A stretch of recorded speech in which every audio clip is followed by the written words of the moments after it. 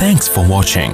Don't forget to like, comment, share and subscribe to Mufti Tariq Masood, famous scholar. بھائی یہ جو عید کی نماز ہے نا، اس کے بارے میں لوگ بہت پوچھ رہے ہیں کہ اگر گورنمنٹ کی طرف سے مسجدوں میں کراؤڈ پر پابندی ہو تو کیا ہم اخپل طریقے سے گھر میں عید کی نماز پڑھ سکتے ہیں؟ گھروں میں عید کی نماز جائز نہیں ہے، نہ جمعہ جائز ہے نہ عید کی نماز جائز ہے، کیونکہ جمعہ اور عید کی نماز کے لیے بیسک شرط جو فقہا بیان کرتے ہیں وہ ہے اذن عام، کھلی اجازت ہو. آپ گھر میں اگر جمعہ پڑھیں دروازہ کھول دیں، سب کو آنے کی اجازت ہے. اور لوگ کہتے ہیں اس کی دلیل کیا ہے؟ بھائی اس کی دلیل یہ کہ جمعہ اور عید یہ شاعر اسلام میں سے ہے، یہ بند کمروں میں نہیں ہوتا. اس سے جمعے اور عید کی ویلیو ختم ہو جاتی ہے. جیسے نبی صلی اللہ علیہ وسلم کے دور میں گاؤں میں کبھی جمعہ نہیں ہوا. مدینہ کے ارد گرد کے جو گاؤں کے لوگ تھے وہ جمعہ آ کے پڑھتے تھے کہاں؟ مدینہ میں. گاؤں میں نہیں قائم کیا کیونکہ یہ شاعر اسلام میں سے ہے نا. تو اب یہ کیسی اجازت ہے کہ نبی کے دور میں گاؤں کے لوگ شہر میں آ کے پڑھ رہے ہیں اور یہاں شہر کے لوگ اپنے اپنے گھروں میں بند ہو کے پڑھ رہے ہیں؟ تو ہماری رائے یہی ہے، اور حضرت مفتی تقی عثمانی صاحب کا بھی اسی پہ فتویٰ ہے کہ ان لاک ڈاؤن کے حالات میں گھروں میں آپ ظہر پڑھیں گے، جمعے کی نماز نہیں پڑھیں گے، نہ عید کی نماز پڑھیں گے. عید کی نماز وہاں پڑھ سکتے ہیں کہ جہاں پھر لوگوں کو کھلے عام اجازت دے دیں. تو اگر کسی فیکٹری میں یا کسی ایسی جگہ پہ سب کو آپ نے اجازت دے دی بھائی یہاں آئے، تو وہ پڑھیں، پھر اجازت ہے. تو یہی رائے ہے. اس کے خلاف جو قول ہے ہماری نظر میں وہ ضعیف ہے. بعض لوگوں نے کہا کہ کسی عذر سے اگر لوگوں کو روک دیں تو پھر مجبوری ہے. ابھی ہم جو گھر کا دروازہ بند کر رہے ہیں وہ تو عذر سے. تو بھائی یہ جو فقہا نے کہا ہے نا کہ اذن عام کہ کھلی اجازت ہونی چاہیے، تو کھلی اجازت ختم تو جب ہی ہوگی نا جب کوئی عذر ہوگا. بلا عذر کون لوگوں کو نماز سے روکے گا؟ تو فقہا کا مطلب یہی ہے کہ عذر ہو یا نہ ہو آپ نے لوگوں کو اجازت دینی ہے. یہ جمعے اور عیدین کی شرائط میں سے ہے. تو مسلم ملک کنٹری ہو یا غیر مسلم کنٹری، وہاں پر اس بات کا اہتمام کریں کہ عید کی اگر آپ کو اجازت ملتی ہے تو پھر تو ٹھیک ہے، نہیں ملتی ہے تو گھروں میں پھر عید کی نماز نہیں ہوگی، نہ خطبہ ہوگا. اپنے کوئی نوافل پڑھنا چاہے تو پڑھ سکتا ہے، وہ عید نہیں کہلائے گا. اور کیونکہ ایک شرعی عذر ہے تو وہ اللہ معاف کرنے والا ہے، اور کیا ہے. باقی مسجدوں میں گورنمنٹ نے اگر اجازت دی ہے، بعض لوگ یہ اشکال کرتے ہیں کہ مسجد میں بھی تو ابھی جمعہ جو ہوتا رہا ہے اس میں کھلے عام اجازت نہیں ہے، وہ تو ایک پابندی ہے کہ اتنے لوگ آئیں گے، اس سے زیادہ نہیں آئیں گے. تو کیونکہ گورنمنٹ کا جب کوئی حکم آتا ہے نا تو شریعت پھر یہ کہتی ہے کہ جو اجتہادی اختلافات ہوتے ہیں حکومت کے آرڈر کے آگے وہ منسوخ ہو جاتے ہیں، یعنی منسوخ کی طرح ہو جاتے ہیں. منسوخ تو نہیں کہہ سکتے یہاں پہ، یعنی وہ کالعدم ہوتے ہیں. تو گورنمنٹ نے چونکہ مسجد میں نماز پڑھنے کی اجازت دی ہے تو اگر اس میں اذن عام نہ بھی ہو تو حکومت کی پرمیشن کی وجہ سے وہ کیا ہو جائے گی؟ جائز ہو جائے گی.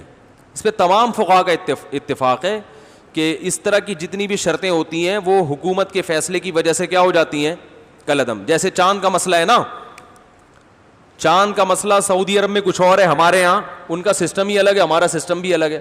ہم اس سسٹم کو نہیں مانتے، لیکن سعودی عرب میں جب ہم جائیں گے تو وہاں کی گورنمنٹ ہمارے سسٹم کے حساب سے فیصلہ نہیں کرتی، وہ اخپل طریقے سے کرتی ہے. تو جیسے بھی کرتی ہے لیکن سعودی حکومت میں وہ کیا ہو جائے گا؟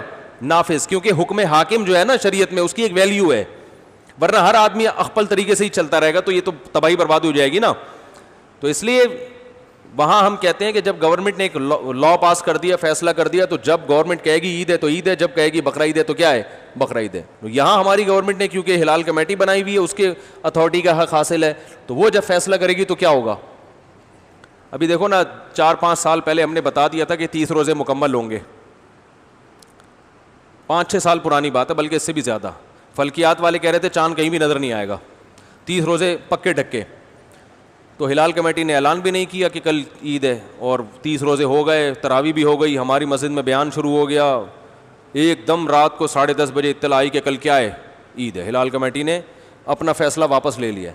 اب ہمارا میٹر تو گھوما تھا کہ چاند کہیں دور دور کا بھی نام و نشان نہیں، پتہ نہیں ان کو نظر کہاں سے آ گیا. لیکن بہرحال ہم نے بھی کیا کیا ہے؟ عید منائی ہے. کیونکہ اب اپنی رائے میں مسلط کروں گا، بھائی میں اس فیصلے کو نہیں مانتا، ہمارے جامع رشید بھی نہیں مانتا. تو بھائی جامع رشید کوئی گورنمنٹ تھوڑی ہے. تو گورنمنٹ کی طرف سے جو کمیٹی ہے، ہلال کمیٹی اتھارٹی، حکومت کی طرف سے اس کو حاصل ہے.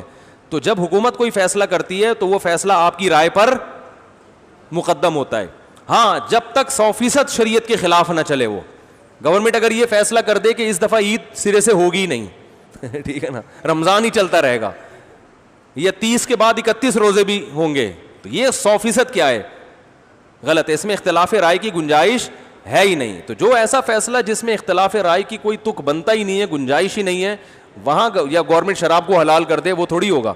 اسی طرح گورنمنٹ نے جو 4 شادیوں پہ پابندی لگائی ہے, تو یہ پابندی شریعت میں کیا ہے؟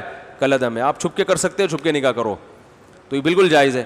تو یہ کیونکہ قرآن میں صاف لکھا ہوا ہے, تو یہ اختلافی مسئلہ تھوڑی ہے. وہ الگ بات ہے کہ اس کے بعد اختلافی مسائل ہی شروع ہوں گے. 4 شادیاں کرنا اسلام میں بالاتفاق جائز ہے, لیکن یہ ایسا اتفاق ہے کہ جیسے ہی کرو گے اختلافات شروع ہے. بعض اتفاقی مسائل میں اختلافات بہت ہیں. تو خیر, تو اس لیے وہ اذن حاکم کی وجہ سے اس کی مسجد میں اجازت ہے. تو گھروں میں اخفل طریقے سے نہ عید پڑھ سکتے ہیں اور نہ جمعہ. ایک آخری بات یہ کہ اگر کسی عالم کی رائے ہو کہ نہیں پڑھنی چاہیے, تو آپ اس کی رائے کو فالو کریں, مگر پھر تان و تشنیع نہ کریں کہ کلپ بنا کے ادھر میرا کلپ لگا دیا, ادھر دوسرے مولانا صاحب کی یہ کچھ اور کہہ رہے ہیں, وہ کچھ اور کہہ رہے ہیں. اس سے پھڈے بازی کے علاوہ کچھ بھی حاصل نہیں ہوتا. بھائی ہمارے یہ دلائل ہیں, اور مفتی اعظم حضرت مفتی تقی عثمانی صاحب وہ بہت بڑے محقق ہیں, ان کی بھی یہ رائے ہے. تو دلائل کے ان کی تو ایک اور بھی دلیل انہوں نے دی ہے کہ اگر اس طرح سے لوگوں کو جمعے کی اور عید کی اجازت دے دی جائے تو جمعہ اور عید کی ویلیو لوگوں کی نظر میں ختم. آئندہ جب کراؤڈ پہ پابندی جب ہٹے گی نا, تو بھی جس کو جمعہ لیٹ ہو رہا ہوگا وہ کہ بیگم کو کہے گا, بیگم اپنے ماموں کو بلا لو, چچا کو بلا لو, ادھر ہی جمعہ پڑھ لیتے ہیں.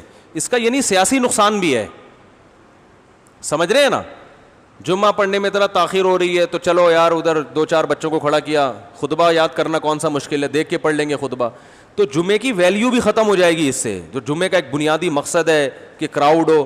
ویسے ہی 1.5 اینٹ کی مسجدیں ہمارے ہاں ہول سیل کے حساب سے بن رہی ہیں.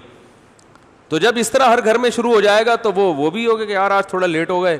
شروع میں تو یہ ہوگا کہ آج تھوڑا لیٹ ہو گئے تو ہم گھر میں ہی پڑھ لیں گے.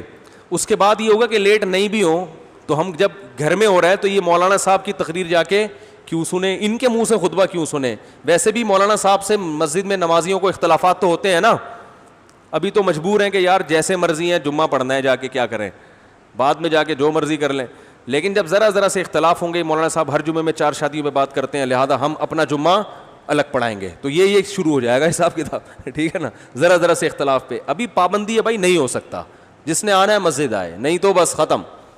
تو یہ مفتی تقی عثمانی صاحب دامت برکاتہم کی رائے یہ ہے کہ یہ سیاستاً بھی کیا ہے, نقصان دہ ہے. لیکن پھر بھی اگر کسی عالم کی رائے ہے, وہ مصر ہے کہ نہیں گھر میں, تو کوئی ان عالم کو فالو کرتا ہے تو ٹھیک ہے. لیکن ایک تو علماء کا احترام کریں, ایک دوسرے پہ کیچڑ نہ اچھالیں. اگر کوئی عالم یہ کہتے ہیں نہیں گھر میں عید پڑھ سکتے ہیں, جمعہ پڑھ سکتے ہیں, تو بہرحال وہ عالم ہے تو قابل احترام ہے.